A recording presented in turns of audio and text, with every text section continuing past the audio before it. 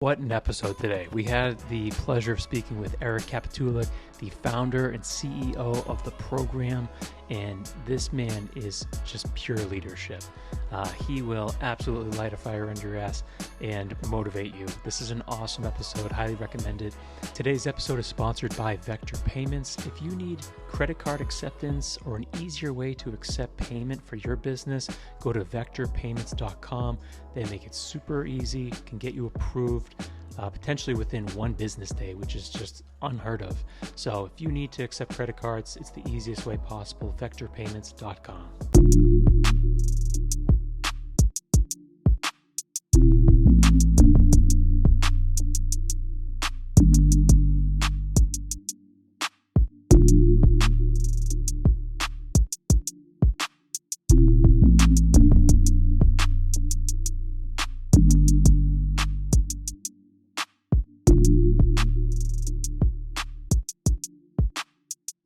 All right, we're back, and today we have probably our most anticipated guest that we've had on this side for sure. Someone we've worked with at Toro on the digital marketing front. But bigger picture, I think the three of us have just a lot of respect for you. A veteran, founder and CEO of the program, author, father, hopefully recurring guest of this podcast if this goes well. But I'm excited to get right into it. Eric Kapitulik, thank you very much for coming on the podcast, making the trip to Wilmington today. Yeah, fired up. Thanks for having me today. Awesome. Yeah, I was saying we've met, I think, everyone at the program except for you. We've worked with, Armory, we built this learning management system, we've done some other stuff, so we're stoked to finally have you in person here. Yeah, well, as I said, if you've met other people at the program and now you're talking to me, it's definitely going to be a downhill experience for you. But I've got great teammates, but I'll do my best. Actually, on that note, because it's not true at all, I want our listeners to know that to get value out of today's episode, you don't need to be a D1 athlete. I think that's something that in some of the content we've seen from the program, it's incredible what you've done with like D1 programs, things like that. But, in previous content, you've made a lot of comparisons, I think, to parenthood, being a dad, things starting in the household. So anyone who's listening to today's episode, I think can find value no matter what you're doing. But can you maybe elaborate on that a little bit more about some of those responsibilities? Because I think you always point back to like being a dad, like you're number one. Yeah. So 15 years ago, I founded the program, and I use that pronoun I sparingly. And in fact, most people who use the pronoun I did this or I did that, I do not like. But so yes, I founded it 15 years ago, and just as quickly I would highlight, I would be out of business if not for the we have made it what it is, my teammates. And we do work with a very large number of collegiate and professional athletic teams. And then in the last 5 or 6 years, our corporate business has exploded too. So now our corporate business is almost equally as big as our athletic business. So on an annual run rate, we work with approximately 160 college and pro athletic teams and corporations throughout North America. Now, with that said, even though the battlefield is different, athletics, corporate, the learning lessons are really exactly the same. And as we highlight, individuals and individual talent wins games, but great teams compete for championships on any battlefield. Great teams, yes, great athletic teams, great schools, great classrooms, great corporations. And to me, my most important team is the team I have with my wife and our children, our family. And there's no more important team to me than it. So as we talk about our leadership and our teammateship, I'm constantly thinking about how does this impact me to be the best husband that I can be, to be the best spouse, to be the best dad I can be for my most important teammates, my family. Yeah. I'm so excited for this episode because, I'm kind of in the thick of it. I got 2 boys, one's 5.5, one's 2.5. And I'm just starting to see that, as like, my oldest Logan, he's like, getting to this age where it's like you can see the parenting and the athletic side come in, and he's really starting to shape himself into, his own little mold there. Yeah. And I think that's cool. something you've touched on too, is like, some of these standards or some of these lessons you have, they really take hold around some of those young ages that people are very well defined by the time they're like, what, 12 years old? Yeah. So, I mean, look, well, first of all, you talk about standards. I think, first, we always hear the term, and you hear it everywhere you go about kids these days. Yeah. Kids these days this, kids these days that. At the program, we love the kids these days. It's their parents we hate, right? It's us, right? It's me. I'm one of the parents these days, right? It's I hate me, and why is that the case? Well, the men and women that I'm privileged to have as my teammates, all former U.S. military or Israeli military members, we love the kids these days. The kids these days are no different than they were when we were the kids these days, when our grandparents were the kids these days. Who's different? We're different. As parents, we're different. Yeah. Starting as parents, and then coaches are different, teachers are different, business leaders are different. And how are we different? We have lots of goals. We give our kids lots of goals. Goals are performance-based. Hey, do this. This is what our expectations are of you, academically, athletically. Okay, great. You should have goals in life. But world-class individuals, world-class teams have goals and standards. Goals are performance-based. Standards are behavior-based. Yes, goals, this is what we hope to achieve. Standards are, this is how you are expected to behave. And if you don't do so, there's consequences. In too many families, starting in families, but then schools, athletic teams, there are no consequences anymore for poor behavior. Right. As a parent, it's our job, I believe, to provide both goals and standards, because them together, goals and standards together, that provides our children with structure. They know exactly what they're supposed to do, but more importantly, how they're expected to behave. And if they don't, there's a consequence. Now, as parents, we have got to remember, and as leaders, we've got to remember, yes, if people aren't meeting the standard, whoever those people may be, yes, have consequences. We've got to remember as leaders that we've got to look for people meeting the standard. More often than not, they are. Sure. We've got to look for those opportunities to reinforce when they are meeting the standard, with consequences too. Consequences need not be negative. Accountability need not be negative.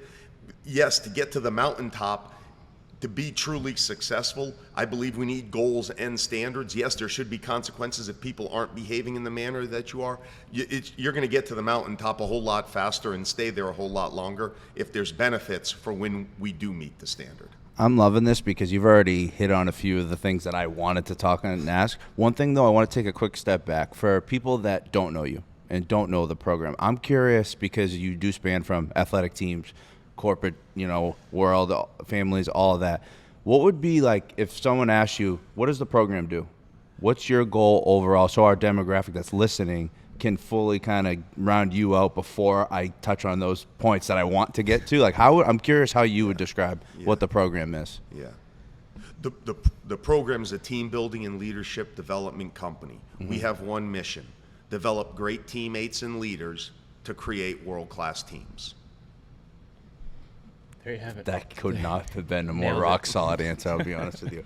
I love that. One thing that I am curious about, because I mentioned this before, but I do some coaching myself, is the consequences piece. Because I think that's so interesting, and I struggle with it. I called Mike Pitt, a coworker of yours, 2 weeks ago, because I said, Mike, I'm at a loss. I just don't know who else to turn to. I need some help because I'm struggling with coaching the parents, the kids, like not buying in. One thing that I find interesting is the consequence. I heard you say that a lot on another podcast and already here.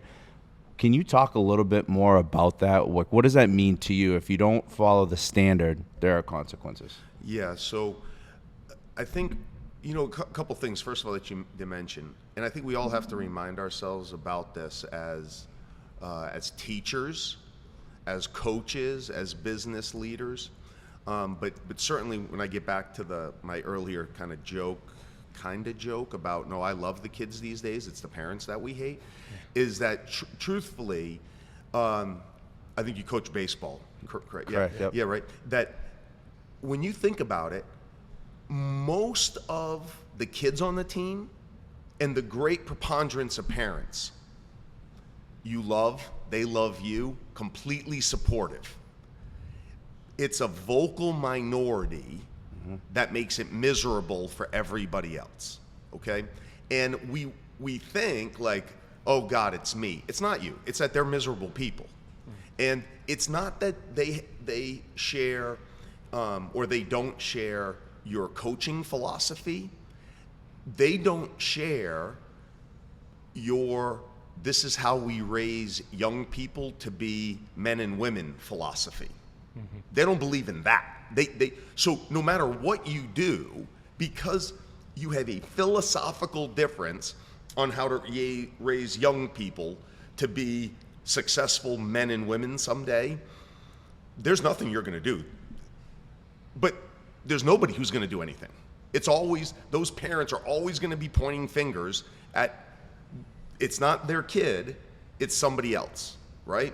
And what they're doing there, and I think we really have to, as parents, starting as parents, but then understanding this as teachers and coaches, is I think the single greatest issue that we're faced with as a company is, one, we're creating a victim's mindset with young people when we point the finger and say, hey, it's somebody else's responsibility or fault, rather than instilling in them that, no, you're 100% responsible. And we have to understand that responsibility need not be fault or blame. In fact, a lot of times, who you are, what you achieve or don't achieve, you're not at fault for and you're not to blame. It doesn't matter. You're still 100% responsible. There are some parents who do not believe that. Or if they believe it, they believe it in thought, but not in action, right? And for us, I'll give you a brief story. So I'm coaching, and my son, basketball, and my son is on the team, and I'm an assistant coach, and he gets his grades. This is just this past winter. And at his school, you need a certain grade point average in every single grade. It's not cumulative, it's every single grade. It's a 65, guys, right? I mean, hasn't changed. Yeah, so he doesn't have a 65 in social studies. And so he comes home, Been there. teary-eyed, crying, teacher this, Miss Bissonette this, Miss Bissonette that. Miss Bissonette is a saint. I got to tell you, this woman is a saint. I'm sending this to Miss Right? Bissonette. Unbelievable teacher. Yeah. Unbelievable, right?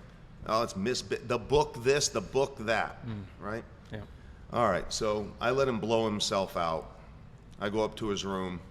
All right, are you done, or do you want to keep this current line of thought up? Yeah. Right. Because keep this up, and you're never playing basketball again. Yeah. You're never going to improve your grade. Keep blaming her in the book. Season's over.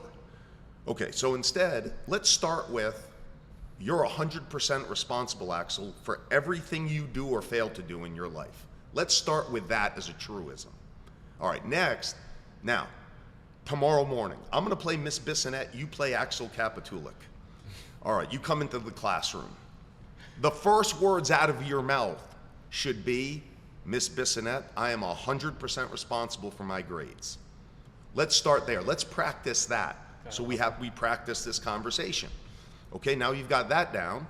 Okay, now then it goes to, but I'm disappointed. Is there something I can do to change it? Now, Axel, let's make sure we understand each other. If Miss Bissonette says, no, I have given you enough opportunities, Axel, she has, you say, thank you, Miss Bissonette, eat it and sit down, because she has given you enough opportunities. I don't think she will say that, but if she does, Right. eat it and sit down and say thank you. All right. And then listen to what she tells you, and then you do that at 100%, and you may have a chance of playing basketball again this season. All right. So following day comes around, we practice this. He wants to get to school early. Okay, drop the kids off. Now, usually I'm very fortunate. I have the opportunity to drop them off early in the morning. Then my work day starts, so typically my wife picks them up. On this day, I shifted things around because I want to pick them up with my wife. All right, pick them up. All right, he gets into the car line. How'd it go? Dad, it went great. I go, all right. Let's go. I go, all right. So he tells me how the conversation went. So I go, I go, did you tell her that you're 100% responsible for your grade? Dad, she didn't even give me a chance to. I got into the classroom and she said, and I said, Miss Bissonette, could I talk to you? And she said, Axel, I know what you want to talk to me about. Here's what we're going to do. She didn't even give me a chance. I go, okay. Now, Miss Bissonette on most days will come out to car line with the other teachers, wave as you're leaving.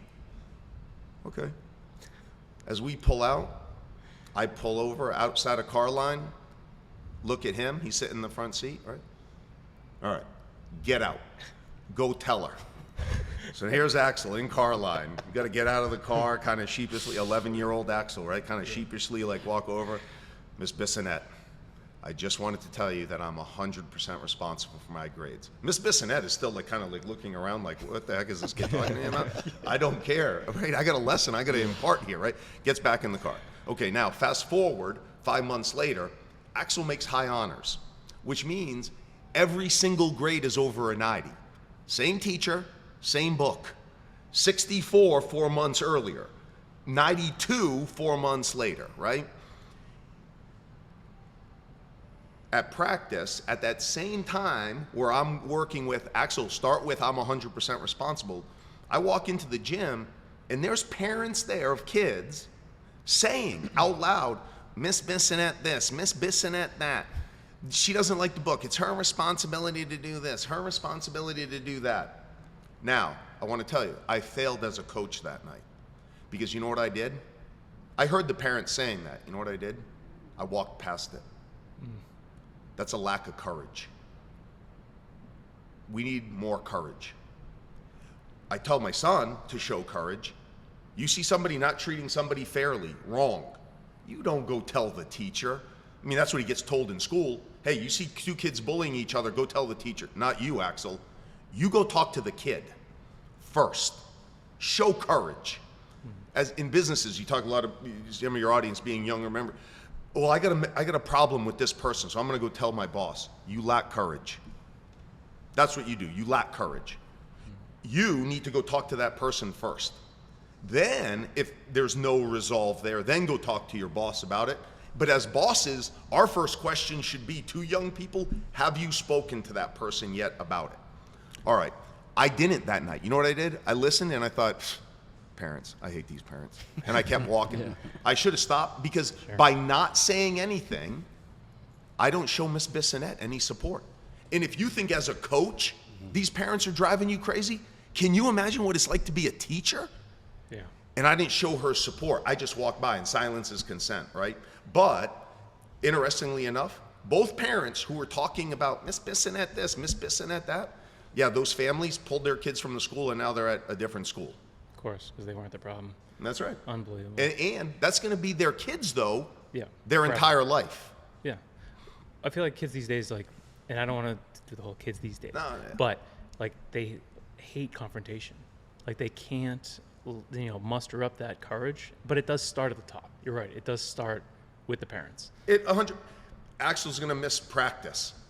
This is when he's 5 years old. He was doing ultimate obstacles, which is this awesome thing here in just out north of Worcester, which is American Ninja Warrior, but inside a gym. Okay, the best thing athletically he's done for himself ever. I was going to be on that show.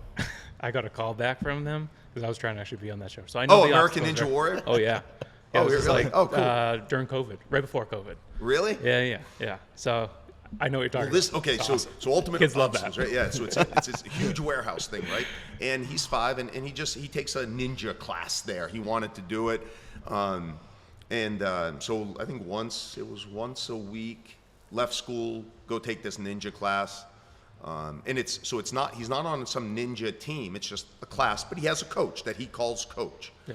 I'm in St. Louis. I still remember it. I'm in Missouri. For work. My wife calls me and says, "Hey, Axel's not feeling great. Do you think he should go to Ultimate Obstacles today?" And I go, Melissa, I have no idea. I'm not there. If you feel like he shouldn't go, if he's sick, then don't go, right? And she's like, "All right, I don't think he's going to go." And I said, "All right, well, just make sure we call the coach." And she says, "Yeah, I'll call him here shortly." And I said, "Oh, I'm sorry. I mean, you have Axel call the coach." Right. He's 5 years old, right? How do you think Axel did on that phone call with the coach? God awful. He was god awful on the phone talking, "Go, coach, I'm not feeling well. I can't," like he couldn't string 5 words together. Yeah, you know why? Because he's 5. Right. But if we don't give him the at-bats at 5 years old, however is he going to get to a point, or she, my daughter now is 6, how will he or she ever get to the point where they're going to call a coach and say, "Coach, here's the deal," right? Now, with that said, the idea of one thing I would share with you, you've got really young kids. One thing that we've done as a family, as parents, my parents did it with me and my sisters, and that's where I take it from. And I think it's one of the single most important things you can do for your kids is, and Coach, I don't know if you do this at practice or not, but with our kids, since they were 2 years old, when you meet somebody, we make them shake hands. Love that. Look people in the eye and give them a firm handshake. At 2, they suck at it. Yeah. At 3, at 4, at 5, right? But now, if you come to our house or we're out and we meet somebody, practice. Yeah, our kids are going to give a firm handshake, look somebody in the eye, give a firm handshake, and say, "Hello, coach." Do that with your baseball team at 16 and 17-year-olds. I guarantee you 90% of the kids can't do it. Weak fish handshakes, can't look people in the eye, can't. And what is that from? Whether it's from, if you can't shake somebody's hand, looking them in the eye and give a firm handshake, however are you going to confront them, as you talk about? Yeah. Have a tough time holding each other accountable. First of all, you know who else does? Their parents do. Right. The parents do, right? What do? They hold people accountable by being fake tough guys, social media tough guys. I'm going to get into a Twitter battle with somebody, right? Yeah. Like I'm going to talk trash about them on Facebook, right? Yeah. I mean, what a loser. Right. I mean, loser, right? Like, oh man, tough guy. So all of these things, though, they're just little kids, little problems. Big kids, big problems. Adults, that ship has sailed. Right. So if we're going to make an impact, the earlier you can do it, the better. And that's on us as parents, not the kids. Yeah. I feel like I'm fighting a losing battle sometimes because there's all these parents that are just have fun, winning isn't everything, like that type of mentality. And like, I have a hard time kind of being like, no, like to that, or like winning does mean something, or like not everyone gets a medal type stuff. Yeah. And I'm just like, but it's just kind of become like common. It's just like accepted now by all these parents. So I'm like, I feel going into it, like I'll be totally soloed out if I try to maybe have that impact or that courage of being like, no, put all those medals away. These kids, they lost. Yeah. Like, what are you doing? Yeah. I don't know the right age to really push on that, but I feel like I'm entering that territory. Yeah.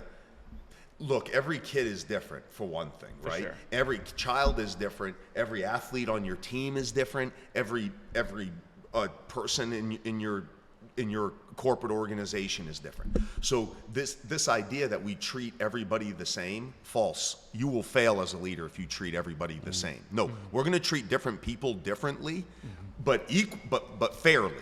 That's, even though fair is the F word in our family, but.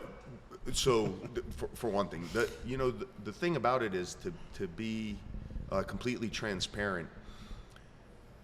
At young ages, I actually am a believer in participation trophies, and let me tell you why. the toughest thing, why most people don't achieve that which they want to achieve in life, is they lack the courage to participate. I'm not going to go, I might fail. Hey, I'm no good at this, so I'm not going to do it. I don't want to, right? So at a young age, I want to instill in kids, it is a big deal to participate. A big deal. If you're the worst player on this team, you're still better than the kid who sat on the couch and played video games every time you showed up at practice. Yep. Agree with that all day. Like, so I actually, at a certain age, now and by the way, so my issue is not with participation trophies. I have a much bigger issue with not giving MVP trophies. Hey, if we give this kid an MVP trophy, it's going to make the rest of the kids feel bad. Not as bad as it does for you as a parent, apparently. No. You're the best, you get a trophy. You know why? Because throughout your entire life, on whatever battlefield you're on, if you're the best, you're going to get trophies for it in one form or another. And if you're not the best, you're not going to get the same size trophy. That's the way it works, right? But at a younger age, to give people, hey, I appreciate you participating, but make sure that we're communicating what that trophy is for. It's not the MVP trophy. He or she gets the MVP trophy.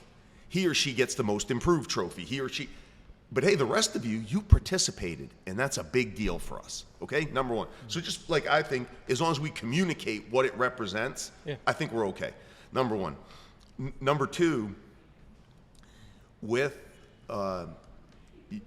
when you talk about, being the lone voice for it. In my experiences as a parent, as a coach, you feel that way just because the vocal minority is so negative and so vocal about it, when in fact, no, most still parents, they agree with you. They want you to provide high standards for their children. They do. They just do. Yeah. They want it. And guess who else wants it? The kids want it. And by kids want it, young people want it. You want to be able to show up at work knowing, hey, this is what I'm supposed to accomplish, and this is how I'm supposed to expect it to behave while doing it. And if I do those things, if I don't do them, okay, there's going to be a consequence. And if I do it, and if I do them, I'm going to get great benefit from it. Everybody wants it. We all perform best within a structure. It's our job to provide that structure.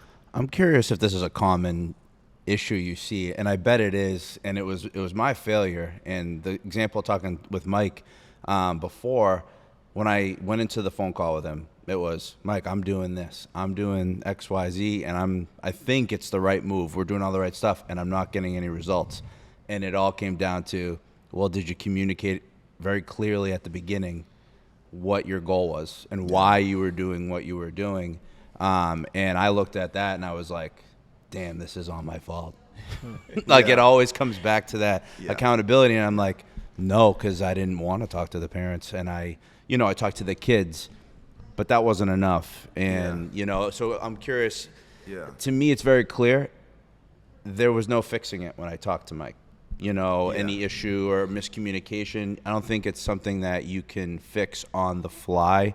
It comes down to those core values and standards, right, at the start. So I guess my question is, do you see that as a common issue? Like if you're with a company, for example, for one day, can you fix that in one day? Or is it all about, to me, it's like almost like the first brick that gets laid is the most important one.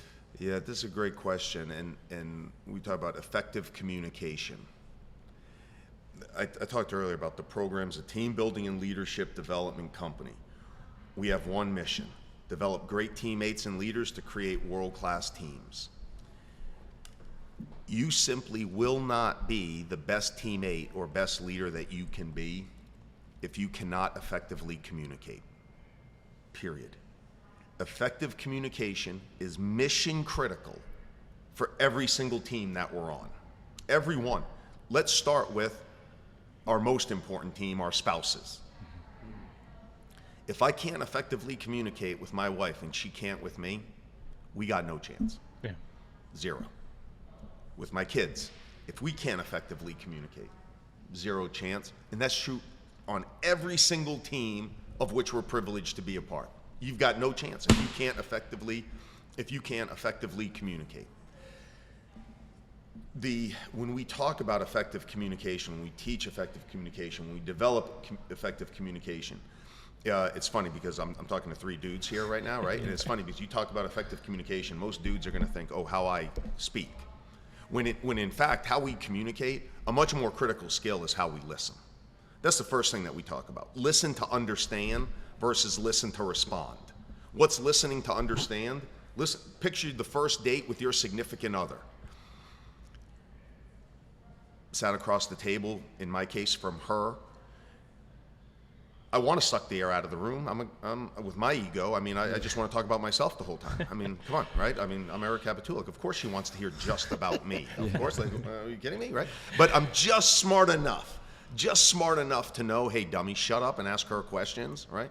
And then when you ask her a question, wait for it, listen to her. Unbelievable, right? I mean, a big time concept there, right? Wick's going to take this advice back to Loyola Marymount.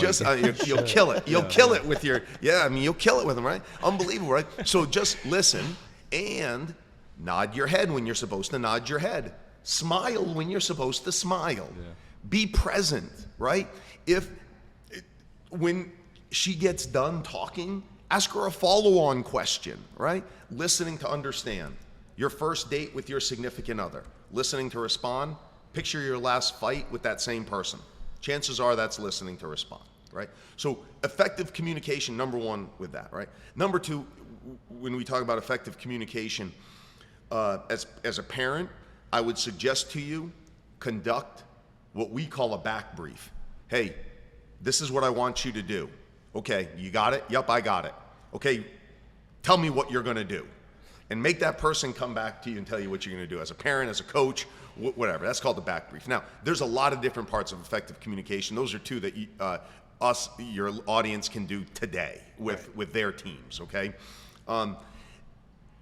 You mentioned earlier with some of the parents on your team and the thing about effective communication, and you mentioned I'm at fault. Again, I would highlight to you that I try not to use the words fault or I'm to blame. I also try not to do that with my son and daughter. I try not to do that with my teammates. I'm 100% responsible for this. That's it. I'm 100% responsible for it. That's called the warrior's mindset. Anything but I'm 100% responsible, you're a victim. A victim, you're an audience in the game. You're in the crowd. Warrior's mindset, I'm 100% responsible for everything that happens or fails to happen. All right, now you're a player in the game. You have a chance of changing it, making it better. And that's what I believe, and so too do Viktor Frankl, Man's Search for Meaning, right? The great philosophers of the world will tell you that what is ultimate success? Improvement. Being the best version of you that you can be. Well, if I'm blaming other people and other things, I'm in the audience. I take 100% responsibility. Okay, now I have a chance to improve things, okay? Now, the idea about communication, the only thing I would highlight to you is there are some parents on your team that it doesn't matter if you effectively communicate with them or not. They have a philosophical difference. I talk about this basketball team. Every kid in our league has to play a certain number of minutes every game. Okay, whether they show up at practice or not, it's ridiculous to me, but okay, it's a rule, we follow the rule. Well, in our season, the head coach, we had one kid on our team, not my son, by the way, just to be clear about this, who's one of the greatest 11-year-old basketball players I've ever seen in my life, okay? He would get us 30-point leads on teams, so the bad kids, the kids on the end of the bench who can barely dribble and run, they play lots of minutes every single game to the start of the season. Then we hit a Friday night and we play a real good team where they have a real good player on their team too, and they're a real good team. And now we're in a tight one. Now those kids who have been playing more than their 6 minutes, they don't play very much. They play just their 6 minutes. For the first time that season, That night, the head coach gets text messages from one of the parents. By the way, the parent who now is no longer at the school gets a text message from their parent about, how's my son supposed to get better unless you play him? All this other stuff, right? He calls me. He's a younger coach, right? Great guy, younger coach though, and says, hey, what do you think I should do with this? I said, well, coach, look, you're the head coach. You handle it how you want, but I'll just give you what I think, how I would do it. First of all, I'm not sending a text message. Losers send text messages. Now, just because this mother is a loser, you don't be a loser too by sending a text message back, and then all of a sudden, we're getting into a text message battle. Right. It's late at night. I would text her, if you would like to talk about this, I'm free to speak with you about it at your convenience, now or tomorrow, because tomorrow we have another game. Sends it to her. Here's nothing back, right? Okay. Now the next game, I'm the only coach. They have to work. The head coach has to work. I'm the only coach there.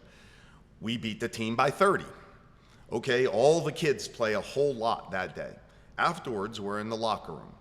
I go, guys, listen, I want to be clear with you about something. Some of you guys didn't play as much last night, and you played a lot more today, as you have the rest of the season. I want to be clear with you, and you can tell your parents this. You played more today than last night. It had nothing to do with the coach. I want you to be aware of that. I want to help support the head coach, make sure that these parents aren't like, well, Coach Kapitulik plays my kid a lot. It had nothing to do with the head coach. It had everything to do with the scoreboard. Okay? We're aware of that. Okay, number one. Now, if you want to get more playing time, a couple of things. One, you got to show up at practice. When you get to practice, you got to give 100%. And if you have time to watch video games or TV, play video games or watch TV, you have time to practice on your own. Do those things, and you're going to eventually get as much playing time as you want. But you got to do those things. Okay, kids go. That day, because I don't want there to be any misconceptions or what I talk to the kids about, what the parents end up hearing, I send a group text message saying, parents, I just want to let you know, after our victory on Saturday, this is what I told your kids. Exactly that. Immediately, I get a text message from a dad. This isn't the Marine Corps. It's not the military. We have young children. They're not men, because I always, on the boy teams that I play with, I either call them warriors or I call them men, all right? I haven't, on the female teams that we coach, I call them warriors, or, hey, you want to be the woman, right? So, hey, men, bring it in, right? They're not men, they're boys. They need downtime. They need this. They need that. I don't respond. Okay, fine, right? He ends up going to the athletic director and to the principal to talk about me, right? About them, right? Now, this is something that we have to realize as leaders, okay? And I didn't do it for Miss Bissonette in the gym. The principal, they just shake their head. Yep, and they leave. Now, the principal calls me and says, hey, Eric, I believe in what you said, but just understand the audience. Don't do this, don't do that. She lacks courage. The principal lacks courage. Because as a leader, what you have to say is, no, you're wrong. He's right. And if you don't like it, you can pull your kid from the team. But that's what we believe in. Now look, as a school, their mission statement says that this is what they believe. Okay, but if you're not going to do that, if you're going to remain silent, you're not supporting the coach. Or whoever the business leader or your chain of command, you're not supporting. I didn't support Miss Bissonette that night because I walked past it. That's on me. But so the point is, though, and the reason why I bring it up is, they don't have a difference in coaching. We have a philosophical difference in how to raise young people, and you're not going to change it. Right. Why we effectively communicate is for everybody else, that the more and better we can effectively communicate early and often, the more transparent we are. It's not for that individual. That dad's a loser, right? And he's a zebra, and lions never hang out with zebras except to eat them, right? The reason why you do that is for everybody else, but you're not going to have any impact on that person. No chance. Right. It starts with that foundation. Like you said, the school has these kind of like values, but then the principal doesn't enforce them or actually like vocalize that. And that's, by the way, that's not just the school, that's every organization. You aren't who you say you are. Right. You are what you allow.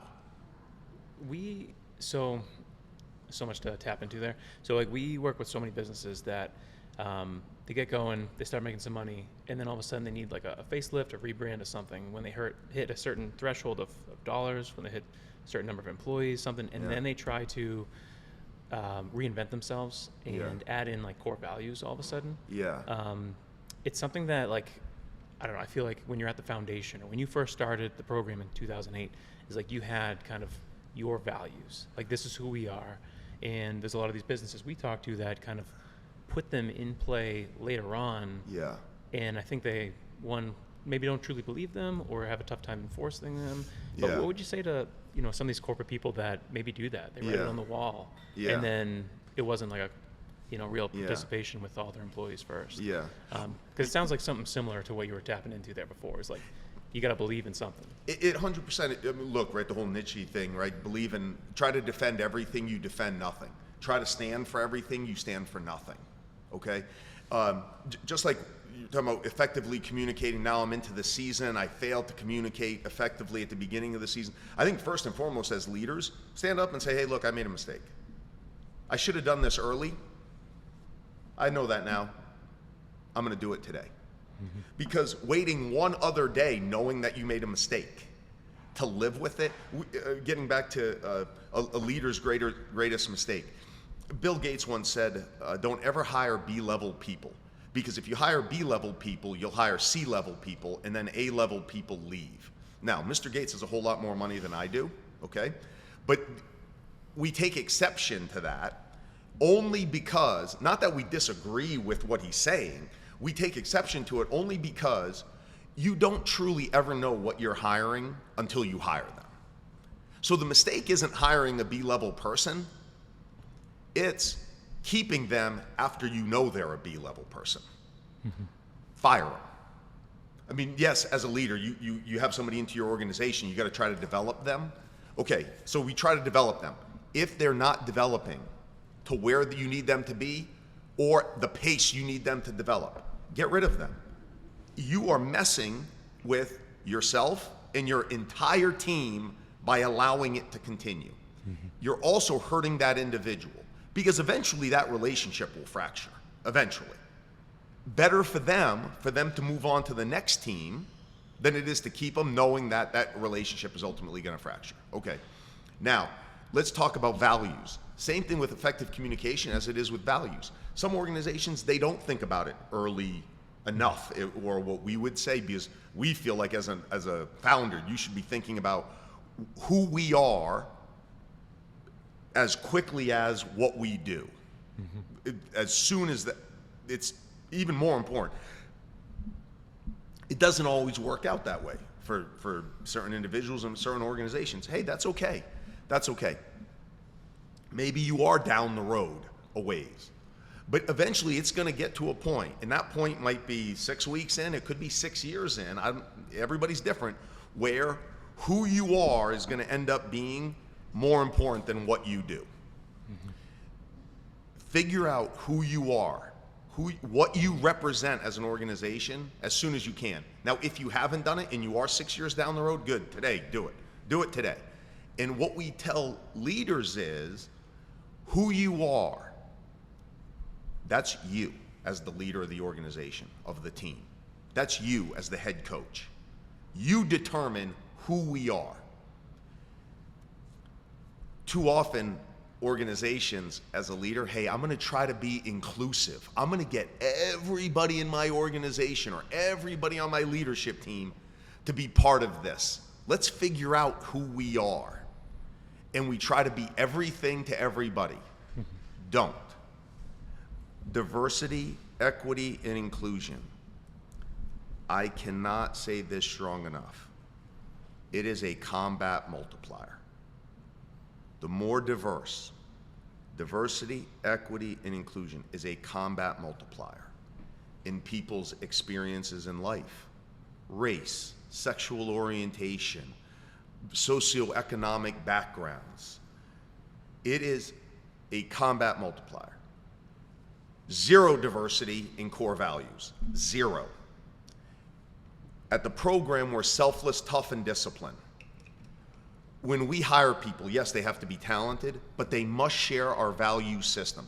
Maybe not their top three isn't, their value system isn't our top three, but it's got to be in the top 10 type of thing. What do you mean by a combat multiplier? Combat multiplier, 1 + 1 = 2. A combat multiplier is 1 plus this additional 1 is 5. That would be a combat that 1 is a combat multiplier that you add to it. That ends up not giving you a 1%, a return on your investment of 100%. It gives you a return on your investment of 500%. Okay, I like that would be a combat multiplier. So the leader determines our value system of your team, of your company, of your athletic team, of your corporate team, of your family. The leaders determine this is who we are. Now, the next step of that would be, I would get the people on your team, if you were to think, all right, this person is a warrior on my team.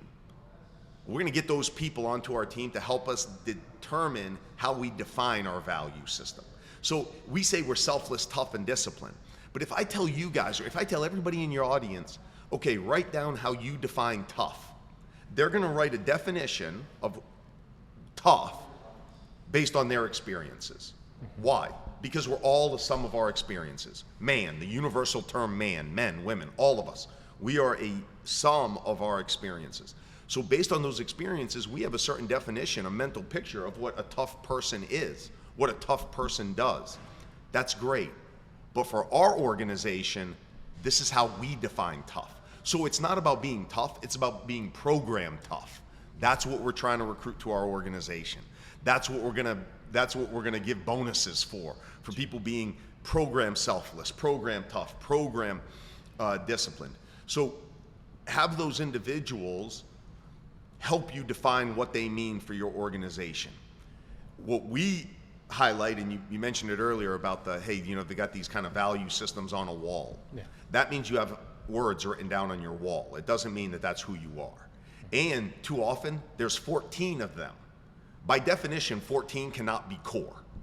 We suggest 3. If you want to argue 4, okay, but we remember groups of 3 slightly better than 4, and then it gets exponentially more difficult after that number, all right?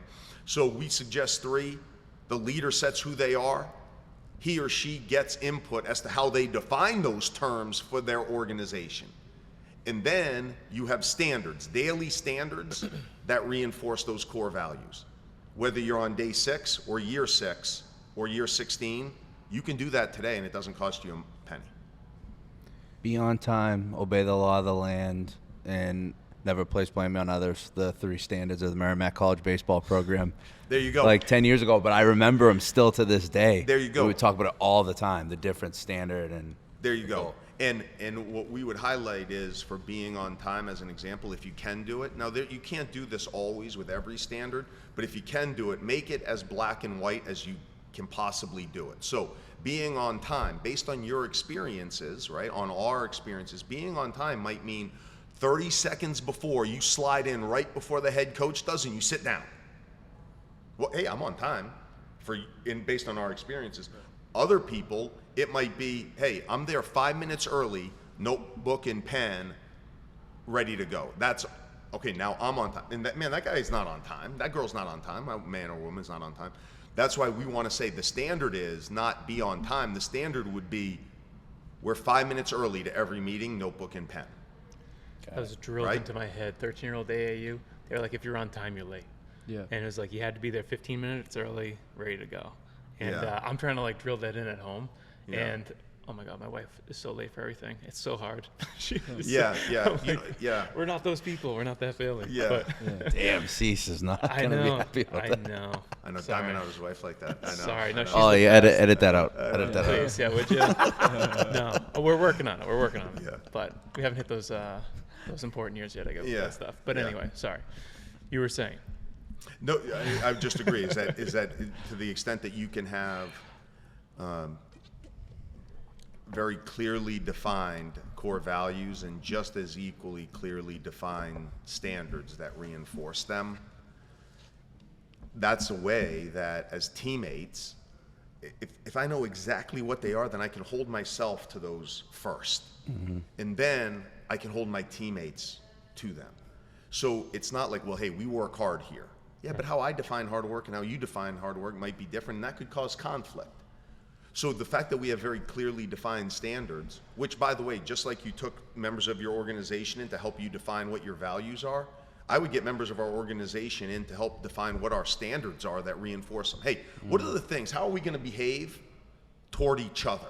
Mm-hmm. We always think about how we treat clients. The reason why we have core values and standards is for us as an organization, first and foremost. And then the people that we're privileged enough to call a client. We very recently, I'll share a story with you. Last week, we worked with Penn State women's soccer.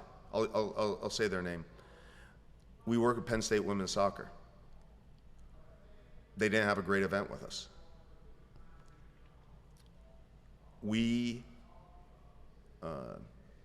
There was one of the instructors that worked with them did not meet our standard.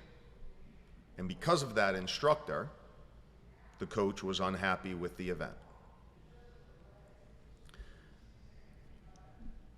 The lead instructor for the event called the coach, took responsibility, working some things out to address it. The president of the program the president of the program athletics, he called me, talked to me about it. He said, Cap, this is what I'd like to do. We give them 100% refund. And we still do all the follow-up that we said we were going to do. Yep. Give them 100% refund and promise them all the follow-up that we said we were going to do as part of our contract. And I said, and I'll call the head coach and tell him that exactly what we're going to do and that I'm 100% responsible for it. So I called the head coach. Coach, I'm 100% responsible for why you had a bad event with the program. I am. Not the instructor. I'm 100% responsible. This is what we're going to do. I'm sorry. I hope we can work with you sometime again in the future. This coach and this team we have worked with consistently. I hope we can work with you sometime in the future. Now, getting back to Axel with Miss Bissonette, if the coach says, Eric, no. You had your chance, no. I'm going to say, thank you, coach, and I'm going to eat it and sit down. The head coach, like Miss Bissonette, Eric, the program's response to my displeasure in the event is why we're going to continue to work with you. And I don't want to put words in her mouth, but in effect, it was something to that nature. Sure. We do that. As the coach and I were talking about it, we do that because the coach is saying she tries to instill our response to a mistake. She's trying to instill that in her team, the same how we're trying to do. And as I talked to her about, and you know what, coach, and that's what I'm trying to instill in my children. But if I can't do that with you, how I lose the moral high ground to ask somebody else to do it if I'm not going to do it ourselves. Yeah. But as I explained to the coach, you know what? Yes, we do this for Penn State women's soccer. But you know who we really do it for? We do it for the program. Because we're saying we're selfless, tough, and disciplined. Yeah, but if you allow something to occur that doesn't have a consequence, then that's all you do is you're just saying you're selfless, tough, and disciplined. You aren't actually it. The reason why you have core values and standards is not for your clients. They may end up being the beneficiary of them, but the reason why you have them is for yourself. It's true. It's our job to make sure that we provide them as leaders. I think seeing that creates more opportunity with prospects because they see like what a strong organization and very unified front with core values. It makes it more attractive to get more customers. We highlight during the hiring process. I am not involved at all as the CEO of the program. I'm not involved really in the hiring process at all. At all. Why? Because I used to be 100%. I made every decision as to who we hired. And man, I made a lot of mistakes. I made a lot of mistakes. Yeah. Most of us, we think, if you're at home right now and you think, oh no, I need to trust my gut. No, you shouldn't. Your gut remembers only the good decisions you've made in your life. Your gut doesn't remember all the mistakes you made by trusting your gut, right? Like, you know what doesn't lie? Statistics. Statistics don't lie. So keep track. I made this decision and this is why. Write it down on this person, okay? And then 6 months later, look back on it and say, okay, I hired this person because this is what I thought of them. Is it true or isn't it? Yeah, much better feedback loop for you than your gut. Okay, so I made so many bad decisions on who we hired. So now we change it where everybody else at the program, they interview people, they determine if this person is selfless, tough, and disciplined, and they have the requisite, talent and background in what we do and what we need them for. Okay, but the focus is on selfless, tough, and disciplined. Because can we make people selfless, tough, and disciplined? Yes, but I'm just not sure why you want to spend the time or effort doing it. Just recruit it. Much easier, much better. You'll get a higher return on your investment. Okay, they determine it. Then, when they're ready to be hired, I have one conversation with that person before we hire them. And I tell them, look, I have no idea if you're selfless, tough, and disciplined. None. If next week we determine you aren't, you're going to get fired next week. I want to make sure that before you tell us you want to come to work for our organization, be a teammate of ours, that you understand that. We are selfless, tough, and disciplined. If you aren't it, and we determine it 6 days from now, you're fired. We don't do 6 months. We don't do a year, 8. Oh, I'm going to keep working at this person. I'm going to keep working it. While we do so, we're hurting every other member of our team. Yeah. Leaders do it constantly. And who pays the price? Every other member of your team. That's a failure in leadership. We don't do that. Now, what I also highlight to the person is, but if you are selfless, tough, and disciplined, this is going to be the single greatest job you ever have. It'll be a calling for you. You'll never leave us, and we're never going to leave you. So understand that. Yeah. But you've got to determine if you are. Go home and think about it, and then give us your answer on Monday. That's the only conversation I have with people now. And they know it coming in, if you are. And the way it works is, and it's to your earlier point, make no mistake about it, core values is a two-way street. Look, if you aren't it, yeah, we're going to hate you. Guess what? They're going to hate me too. It's a two-way street, right? Type of thing, right? So that's a bad relationship. Not just for me. That's a bad relationship for that person. Right. And I don't want that person to be in a bad relationship. No. But you always hear hire fast, fire faster. It's just you're wasting time, money, energy, everything if you do that. So boy. I appreciate. It's reassuring to hear that because I feel like too many people look at those general milestones of 6 months, a year, and just wait, and there goes money, time, all the above, and just no one's growing from it. That's 100% right. We have your book here, right? The program. Yeah. Is this something, because there's so much to unpack with just this entire episode we've gotten into, and we're literally scratching the surface. Yeah. Is this something that, if someone picks up this book today, they can get, everything we've talked about today, but then some as far as like actionable items to, taking 100% accountability in their life and, becoming a warrior. Yeah. I've listened to this, right, on Audible. Yeah. It's fantastic. Yeah, thanks. But it seemed like this is probably a great next step potentially for listeners is to get the book. Yeah, well, I appreciate that. Certainly, we wrote it with the intention in mind. Now, there's stories in there. Like we think people will find the stories cool, but we really wrote the book. Everything we do at the program, we do for one reason: develop great teammates and great leaders to create world-class teams. We wrote a book not so that people go, oh my God, what a cool guy, or guys, girls, right? Yeah. Oh my God, so cool. Oh my God, so amazing, right? Got a book now. Yeah, what we wrote the program book with the intention of is, this is what can help you become the best teammate and leader that you can be, so that all the teams of which you're privileged to be a part benefit. You benefit from it, and they benefit from it. So I think obviously like this is a great spot that people can go to. Obviously the program.org, right? For anyone that has, interest in the program. And what I think a lot of people that are younger hearing this, like athletes and things like that, is they could take today's episode, or they could take the program.org to their coaches, to the people involved in their educational systems, their corporations, whatever, to potentially hire the program. Because I think there's a lot here that anyone can get value from. And one question I had. Yeah. Thanks for that, by the way. Of course.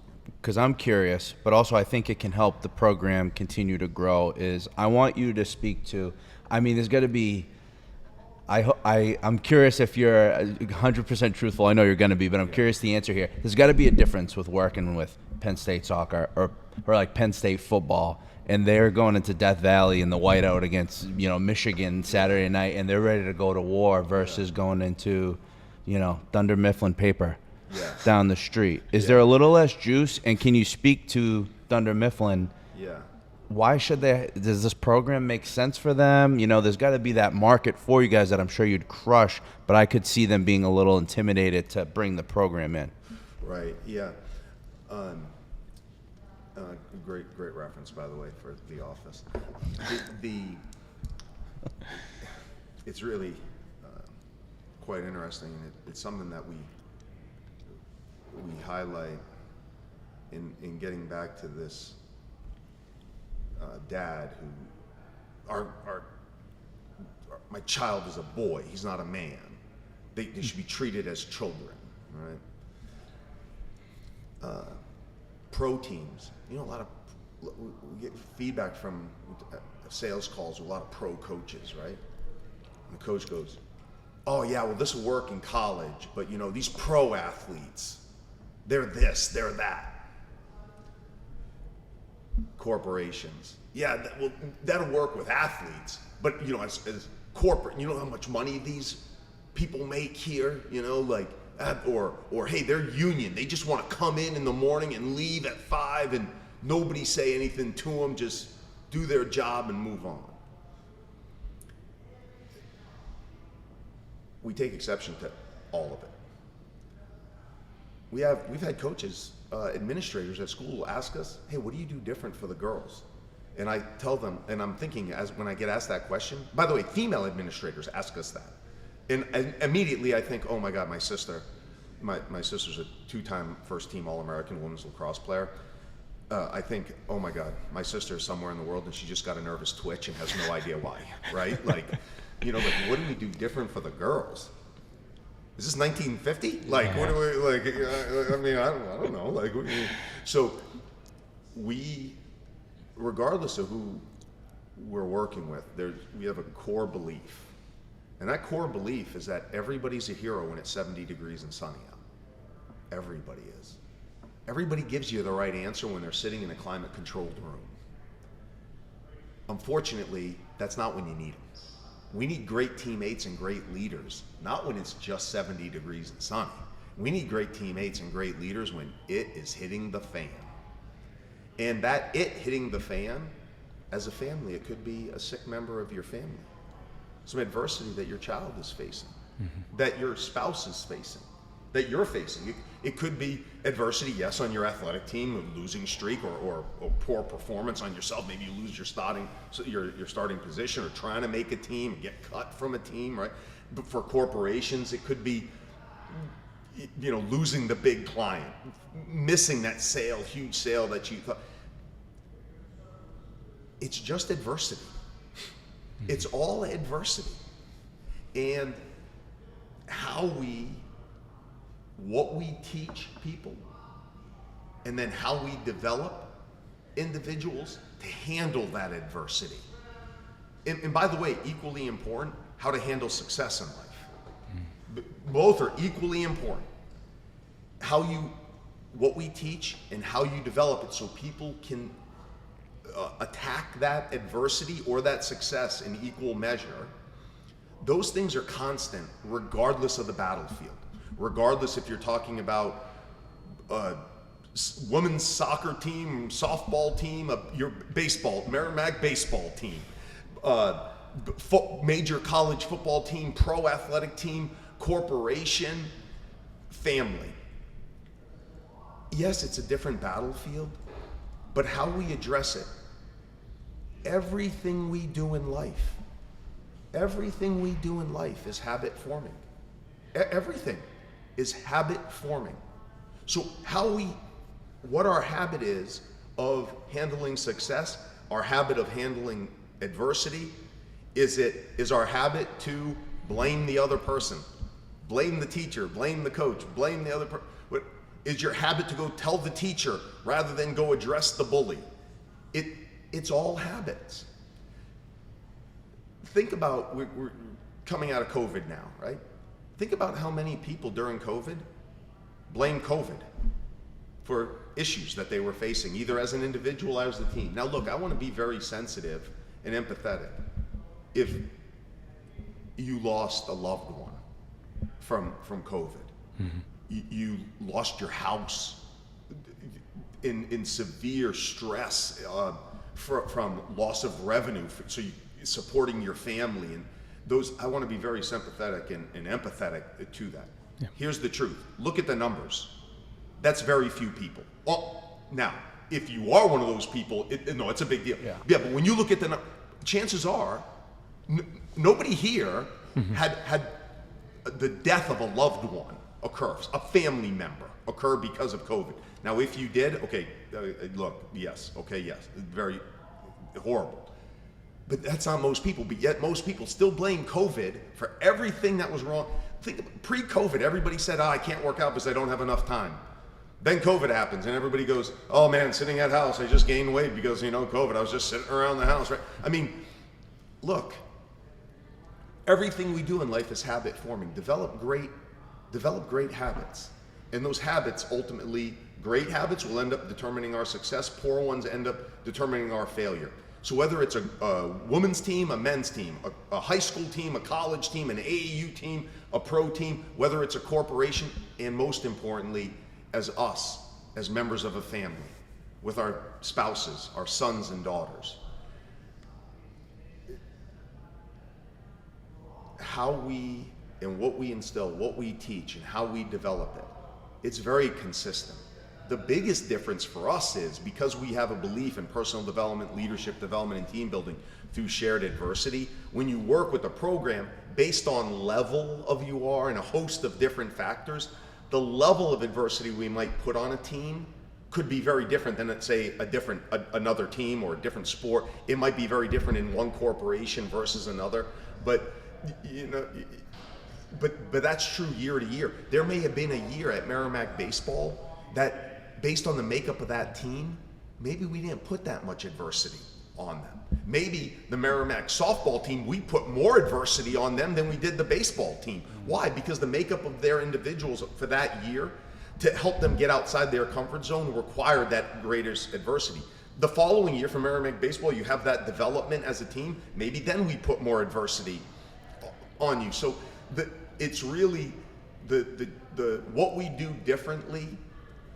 The tone may be different depending on the team, right? Age of the team, seniority, the tone may be different.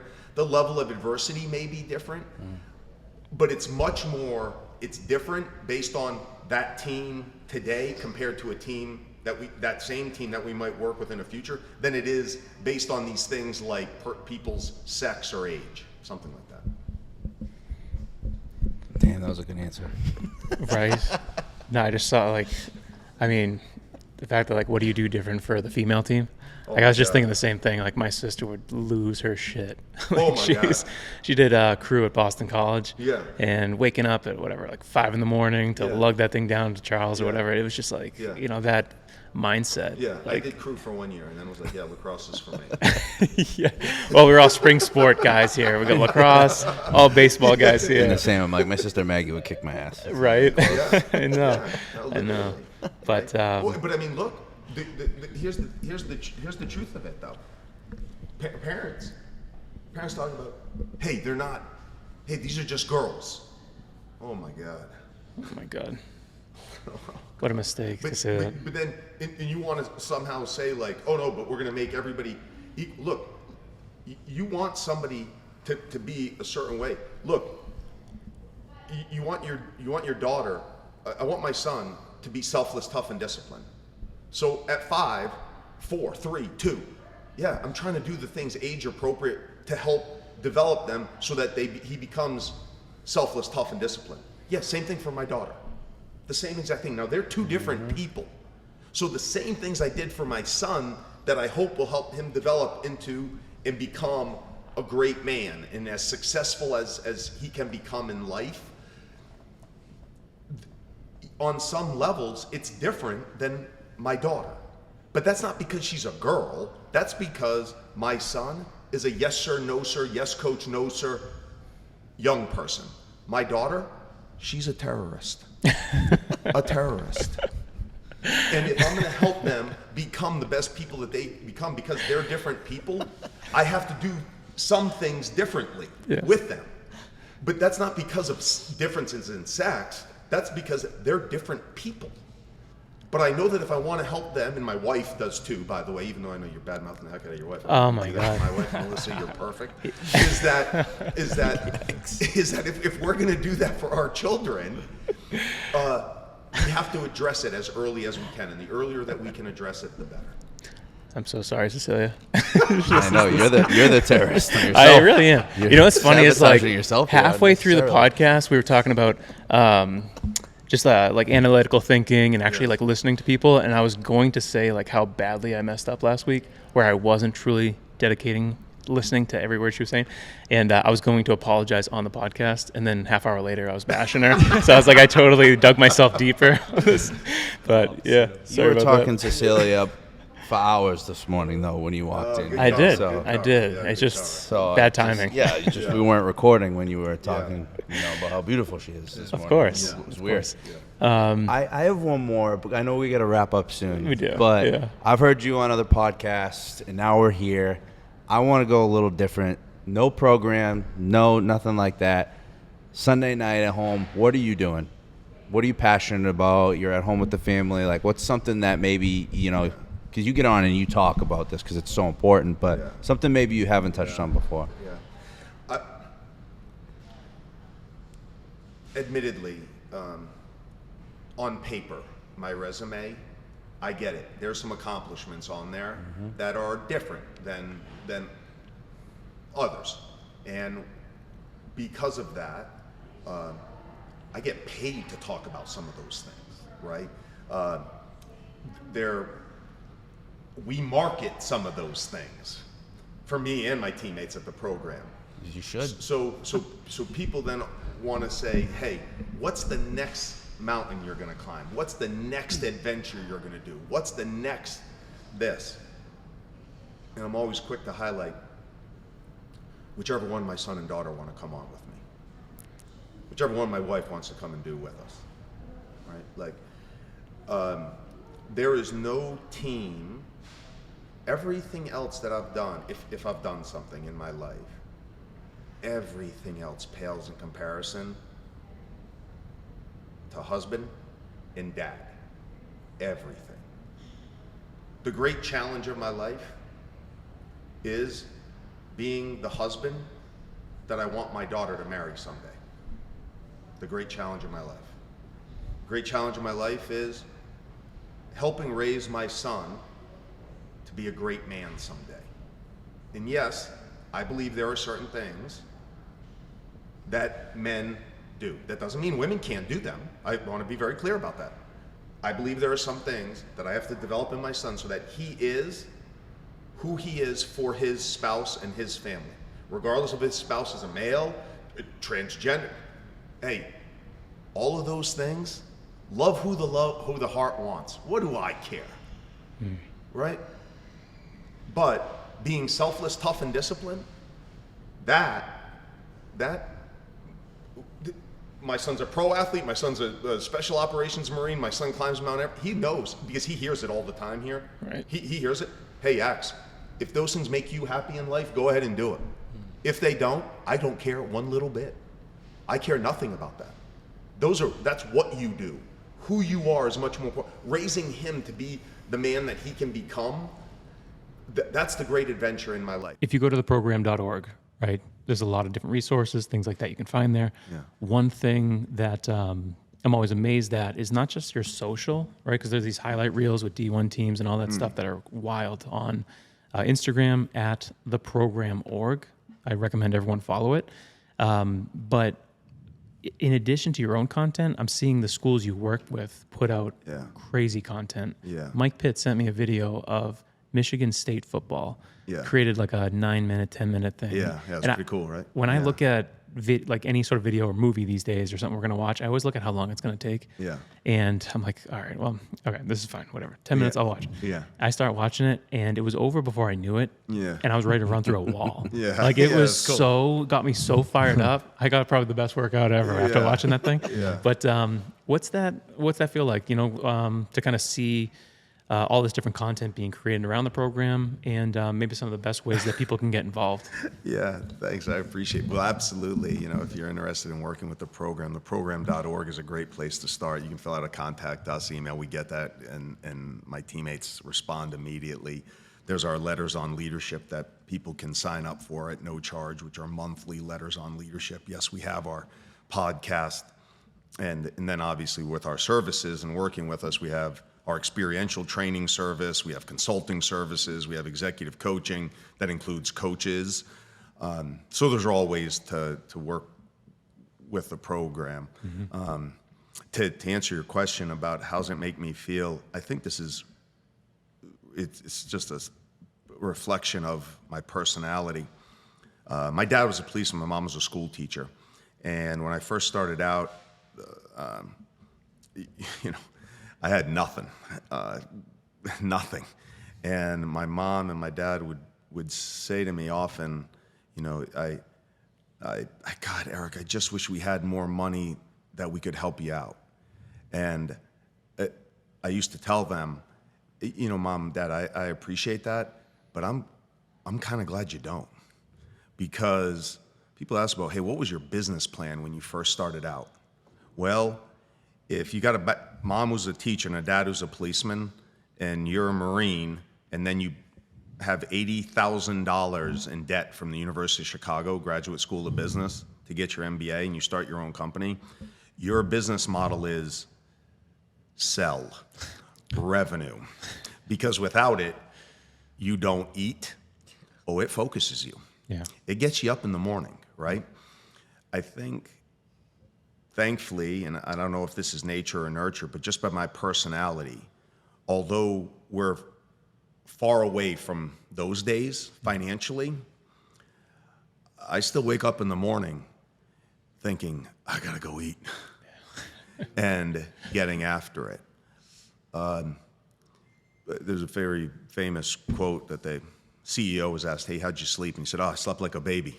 He said, all this madness is going on in their industry and thing. And they're like, man, how are you sleeping nowadays? And he says, oh, man, I sleep like a baby. I wake up every 3 hours and cry. and I kind of chuckled to that because that's the way I feel sometimes. And even though people are like, oh my God, Cap, Eric, oh man, I read about the program. I saw the Michigan State, I see this, I see that, man. You know, Florida State women's soccer just won a national championship. You know, the Florida State softball or Oklahoma State softball, they were just talking about you at the World Series. And oh my God, the program. And I always think like, yeah, but we got to get better. Yeah. We got to get better, right? And that's just my natural personality. And I don't think that that's that different than a lot of what will ultimately become a successful individual, because I certainly don't think I am or that we are a success. I think that you probably only attain true success on your deathbed if you're the best absolute version of yourself. And that's true I feel like for me and for us as an organization. It's just about consistent self and team improvement. So let's just get better. Now, with that said, I think that as a leader, the flip side of that is what I really have to remind myself with is, hey man, but you have to celebrate the journey. So good things are happening, as I talked about earlier. Hey, we have an event like we had last week. Okay, there's consequences for that. Okay, but we do have that will be the only event this year that we get that feedback on. Everything else, we're getting hype videos made for us, right? Like corporations are telling other corporations about that we impacted their safety as an organization, as an example, right? Like we have to celebrate those successes along the way, and I have to watch for that, because when you ask me how do I feel about it, I'm like, yeah, no, it's cool. Oh, okay, what about today?